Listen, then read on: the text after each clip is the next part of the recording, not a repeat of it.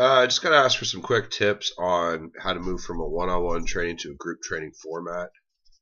Uh, the first tip I would say is that, I'm a power lifter, but I find that organizing the group's training focus around, a specific event, like I always do a squat day, a bench day, or a squat deadlift day, and a bench day. So I'll do upper and lower, and then I tend to organize. I have the programming kind of laid out in my head. So I have a rough template.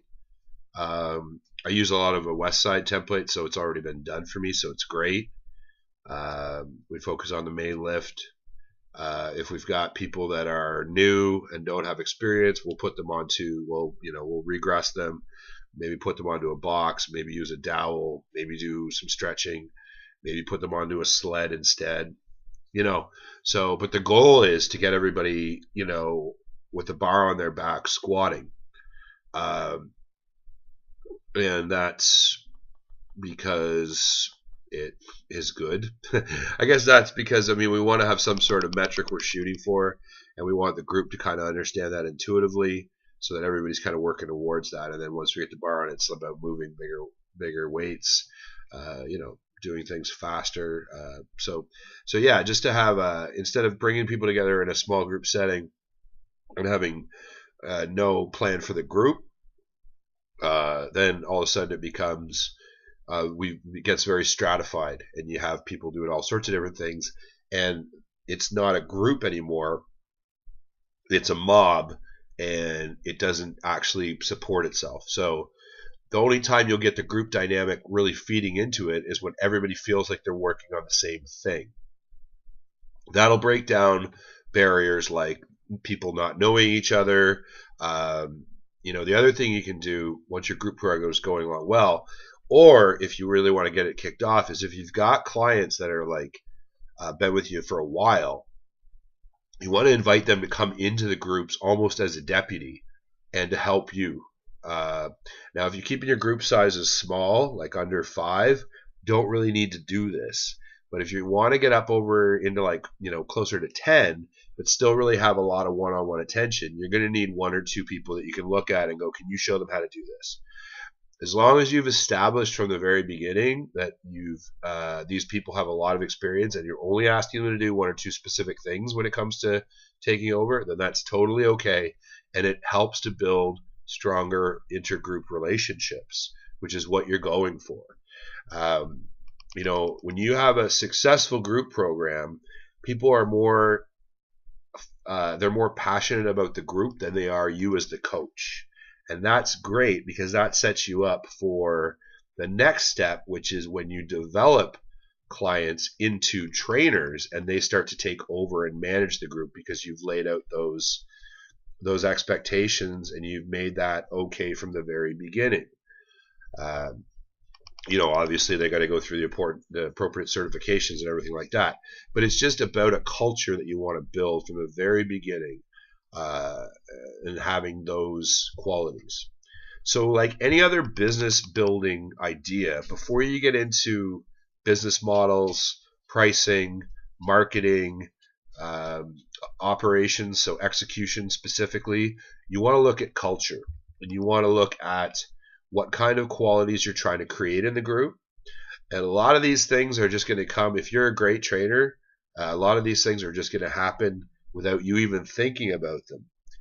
But it's important to think about them because you're going to want to recognize those strengths and use them in your social media marketing. You're going to want to convey your principles when you're trying to create interest for people. So, if you do have a social media marketing campaign, if you don't, that's okay. If you're lucky enough that word of mouth is just killing it, that's fine. But you want to make sure when you're presenting your group program to new people that you hammer down on the points about what makes your group different and cool.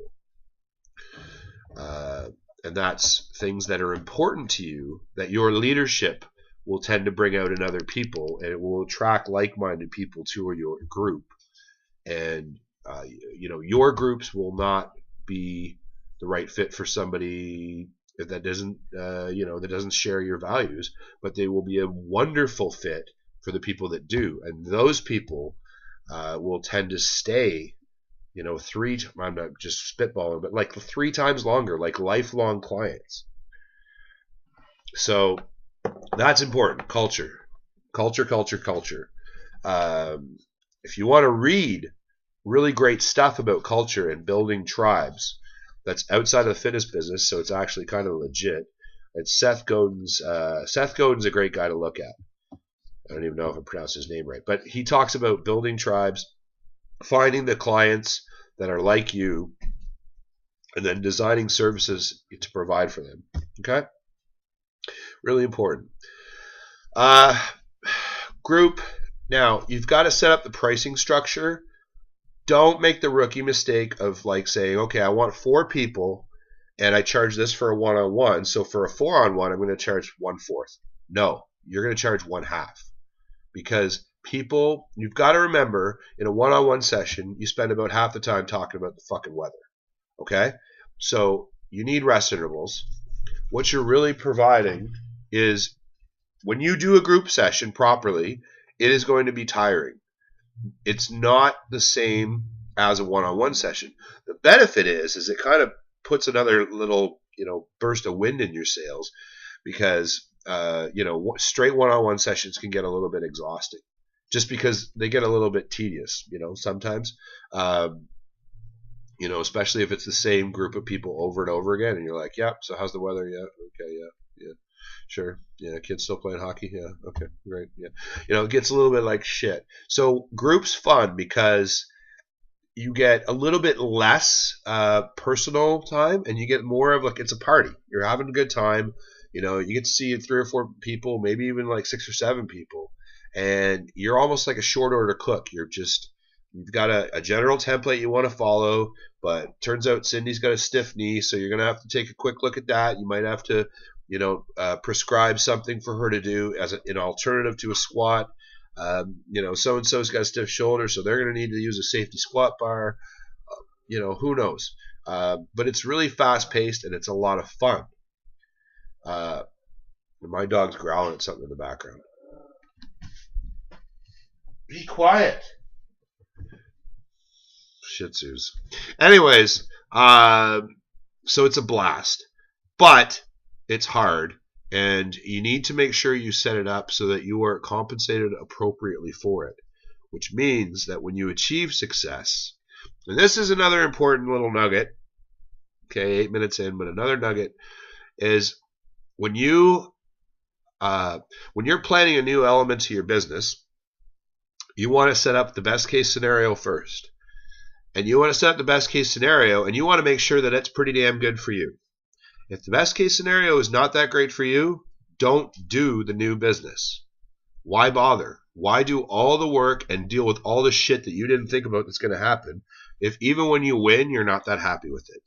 So don't do stupid shit like pricing your group stuff so it's just going to barely make you the same amount as a one-on-one session, which is a hell of a lot easier to pull off. Okay? Make sure that it's going to increase the amount of money you make significantly, because shit's not going to go according to plan. But also save your current one-on-one clients money, because it'll make it easier. See, another nice thing about group is it's a great way to keep people longer, because sometimes you'll train someone and you'll be like, you know what, financially this doesn't make a lot of sense for you, so let's just get you up to this point and then I'll give you a maintenance program. It happens. But at least this way you keep them in your community, and you keep them working out, which is huge. Like, we all know that about 90% of clients, the minute they stop training with a trainer, they just go right back to doing fuck all. So, that's important too. So that's 10 minutes on group. I probably created more questions than I actually answered. I think it's a ton of fun. I think it's the way of the future. I think, what we've got at DTC, we've got a ton of different group options between me and Pat, and really cover the gamut. We don't offer memberships, but we offer a lot of affordable ways for people to come in and work with qualified instructors, and that's pretty awesome. So, anyways, hope it works out for you. Thanks. Bye.